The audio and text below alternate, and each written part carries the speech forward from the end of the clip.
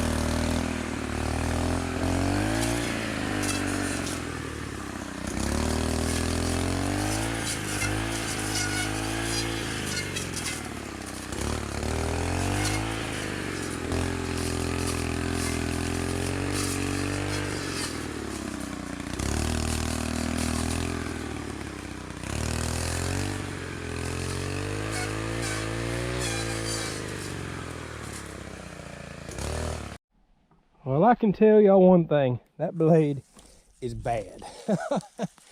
I have made some excellent progress here. This looks so good opening this up. All this junk that's left, I'm gonna push a little bit of it with the root rake, and I can actually use the flail mower to cut the rest up. I walked in there enough. I don't see like any metal or anything. But that blade is sweet for cutting all the little junk like this. You can just go through there as fast as you can touch the stuff. It's cut. And I've cut some stuff up to 2" with it. It'll do it. Not that I want to continue to put it through that much work. I don't want to bust the gearbox. So here's one of the first looks at this tree. My goodness. It's even bigger than I thought. Check this out. Look at this thing. I mean, my goodness.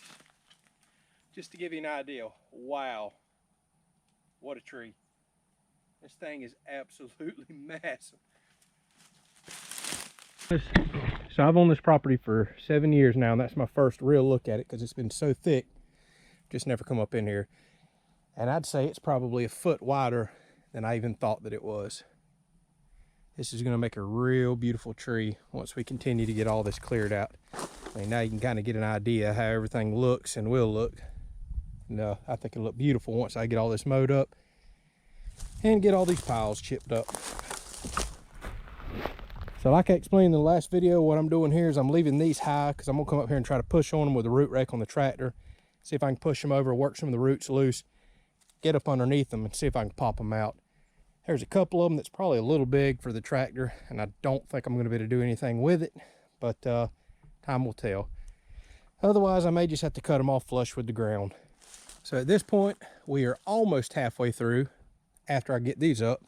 Move to the other side, and on the outside edge, there's quite a few larger trees over there that I'll have to kind of do the same thing I did right here. Then eventually, I got some holes to fill in, dirt work to do with the tractor, and we'll kind of make a little series out of cleaning out this big, beautiful oak. Well, I used 3 different Stihl products today. The pole saw, the weed eater with that Forester blade on it, and my little MS170. So got a pretty good workout. I have a huge mountain of limbs to chip up now, so we'll do that in another episode there. Tiffany's kind of talked about wanting to chip some more anyway, so if we can get her home one afternoon early this week, we'll do another little chipping episode. I'm going to keep working away at this. We're calling for some rain and some cooler weather. The cooler weather, great. The rain, not so much. I'm not going to be out here working underneath this tree with it just dripping water everywhere, everything being nasty on the tools. But we'll get back at this. I'm really liking what I'm seeing. I've kind of always envisioned having this big oak tree cleared out, looking pretty. I can't wait till in the future when we get to really look across the field, out here at the animals from the back porch, and kind of remember the time clearing this thing out. So hopefully y'all enjoyed this episode. Like I said, I got to use some awesome tools today. That Forester blade is awesome. If you're interested in it, we have an Amazon store down in the description of the video where we try to put all the products that we use on the channel. It is an affiliate link. We get a small commission back for everything you purchase, but doesn't cost you a dime extra. So we appreciate so much the support there. Kind of helps make this YouTube thing a reality. So appreciate the support there. Don't forget to like, share, and subscribe if you like these type of videos, and we will catch you on the next one.